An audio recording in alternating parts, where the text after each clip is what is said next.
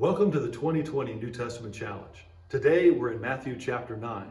If you're just now beginning this journey with us, you're reading one chapter in the New Testament Monday through Friday, and then you take the weekends off. And as you do, you'll have read the entire New Testament during this year. Well, again, today we're in Matthew chapter 9. And beginning in verse 9, we find the account of Matthew. Here, Jesus goes to Matthew, who's a tax collector, and he says to him, "Follow me." Immediately, Matthew leaves the table and follows Jesus.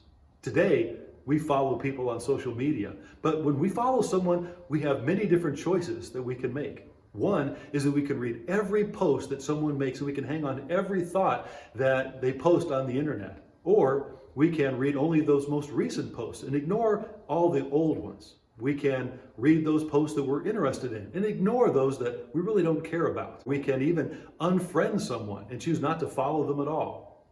When it comes to Jesus, though, it's not the same way. We cannot follow Jesus as we do other people. What does that mean? It means that we need to do what Matthew did. We need to follow him completely, where we're all in. In the New Testament, as we're reading the Bible, we find that people that followed Jesus fell in four different categories. One was where they were just curious. They wanted to hear what he had to say, to see what he could do. They wanted a show. Then there were those that were consumers. They were the ones that wanted to get maybe a free meal or a healing. Then there were those that were concealed. Some of the Pharisees were like this. They didn't want anyone to know that they were following him. They didn't want to be rejected. And so they kept their belief in Jesus a secret. But then there were those that were committed, just like Matthew. They were willing to leave everything behind, obey him, and follow him. That's what God is looking for today. People that will follow Jesus 100%.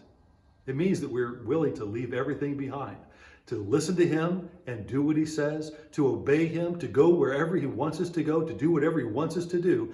That's what it means to truly follow Jesus. Well, the good news is there's no better way to live. It's worth it all to follow Jesus. Thank you for joining the New Testament Challenge here in 2020.